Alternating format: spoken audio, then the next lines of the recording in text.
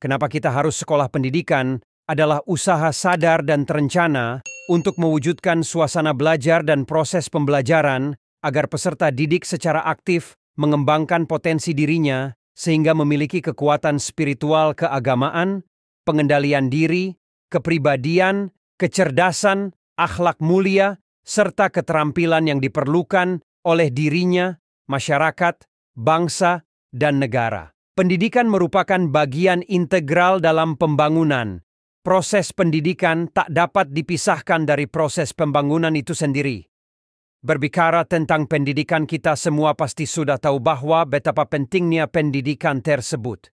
Pendidikan kemampuan, pengetahuan merupakan salah satu modal yang kita miliki untuk hidup di zaman yang serba sulit ini. Mengapa dikatakan demikian? Kita tentu sudah bisa menjawabnya. Apa hal pertama yang dilihat bila kita ingin mengajukan surat lamaran pekerjaan?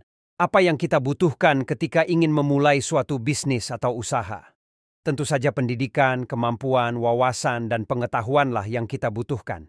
Di dalam bangku pendidikan banyak sekali hal yang kita dapatkan. Tetapi entah mengapa banyak sekali warga di Indonesia ini yang tidak mengenyam bangku pendidikan sebagaimana mestinya. Khususnya di daerah-daerah terpencil di sekitar wilayah Indonesia ini. Sepertinya kesadaran mereka tentang pentingnya pendidikan perlu ditingkatkan. Bagi suatu bangsa yang ingin maju, pendidik harus dipandang sebagai sebuah kebutuhan sama halnya dengan kebutuhan-kebutuhan lainnya. Maka tentunya peningkatan mutu pendidikan juga berpengaruh terhadap perkembangan suatu bangsa. Kita ambil contoh Amerika, mereka takkan bisa jadi seperti sekarang ini apabila, pendidikan mereka setaraf dengan kita. Lalu bagaimana dengan Jepang, si ahli teknologi itu? Jepang sangat menghargai pendidikan. Mereka rela mengeluarkan dana yang sangat besar hanya untuk pendidikan, bukan untuk kampanye atau hal lain tentang kedudukan, seperti yang Indonesia lakukan. Tak ubahnya negara lain seperti Malaysia dan Singapura yang menjadi negara tetangga kita. Mungkin sedikit demi sedikit Indonesia juga sadar akan pentingnya pendidikan. Hari Pendidikan Nasional, Hardiknas, yang jatuh pada tanggal 2 Mei.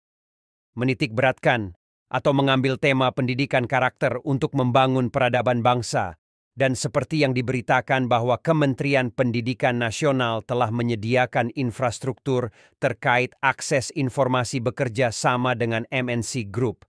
Melalui TV berbayarnya, Indovision menyiarkan siaran televisi untuk pendidikan. Dan juga penyediaan taman bacaan di pusat perbelanjaan. Namun apakah pendidikan karakter ini bisa mengubah masalah-masalah yang sering kita hadapi dalam dunia pendidikan?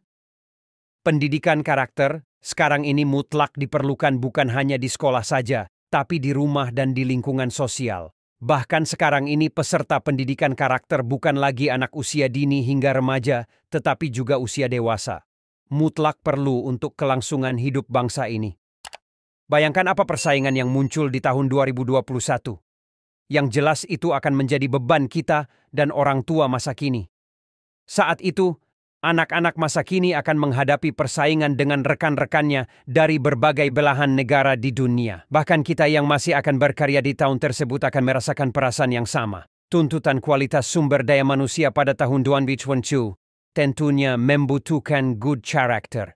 Bagaimanapun juga, karakter adalah kunci keberhasilan individu. Dari sebuah penelitian di Amerika, 90% kasus pemecatan disebabkan oleh perilaku buruk seperti tidak bertanggung jawab, tidak jujur, dan hubungan interpersonal yang buruk. Selain itu, terdapat penelitian lain yang mengindikasikan bahwa 80% keberhasilan seseorang di masyarakat ditentukan oleh emotional quotient. Bagaimana dengan bangsa kita? Bagaimana dengan penerus orang-orang yang sekarang sedang duduk di kursi penting pemerintahan negara ini dan yang duduk di kursi penting yang mengelola roda perekonomian negara ini? Apakah mereka sudah menunjukkan kualitas karakter yang baik dan melegakan hati kita? Bisakah kita percaya kelak tongkat estafet kita serahkan pada mereka, maka mereka mampu menjalankan dengan baik atau justru sebaliknya? Baiklah, kembali lagi ke topik. Karakter merupakan nilai-nilai perilaku manusia yang berhubungan dengan Tuhan Yang Maha Esa, diri sendiri, sesama manusia, lingkungan, dan kebangsaan yang terwujud dalam pikiran, sikap, perasaan, perkataan, dan perbuatan berdasarkan norma-norma agama, hukum, tata krama, budaya, dan adat istiadat. Bagi Indonesia sekarang ini, pendidikan karakter juga berarti melakukan usaha sungguh-sungguh, sistematik, dan berkelanjutan untuk membangkitkan dan menguatkan kesadaran serta keyakinan semua orang Indonesia bahwa tidak akan ada masa depan yang lebih baik. Walau tidak semua, tetapi kebanyakan saya temui memiliki kecenderungan seperti itu. Saya berulang kali bekerja sama dengan anak usia tersebut dan hasilnya kurang maksimal. Saya tidak kapok berulang-ulang bekerja sama dengan mereka. Dan secara tidak sengaja saya menemukan pola ini cenderung berulang. Saya amati dan evaluasi perilaku dan karakter mereka. Kembali lagi ingat, di sekolah pada umumnya tidak diberikan pendidikan untuk mengatasi persaingan pada dunia kerja. Sehingga ada survei yang mengatakan rata-rata setelah sekolah seorang anak perlu 5-7 tahun beradaptasi dengan dunia kerja, dan rata-rata dalam 5-7 tahun tersebut pindah kerja sampai 3-5 kali. Dan proses seperti ini sering disebut dengan proses mencari jati diri. Pertanyaan saya, mencari diri itu di dalam diri atau di luar diri? Saya cocoknya kerja apa ya? Coba kerjain inilah. Lalu kalau tidak cocok pindah ke lainnya. Kenapa tidak diajarkan di sekolah agar proses anak menjalani kehidupan di dunia yang sesungguhnya tidak mengalami hambatan, bahkan tidak jarang yang putus asa karena tumbuh perasaan tidak mampu di dalam dirinya dan seumur hidup terpenjara oleh keyakinannya yang salah. Jika diamati secara cermat, pendidikan sekarang dengan pendidikan sesudahnya sangatlah berbeda. Pendidikan sekarang terjadi penurunan kualitas. Dalam usia psikologi, anak yang berumur 20 daya serapnya rendah. Pikiran mereka masih sama dengan anak yang berusia belasan tahun.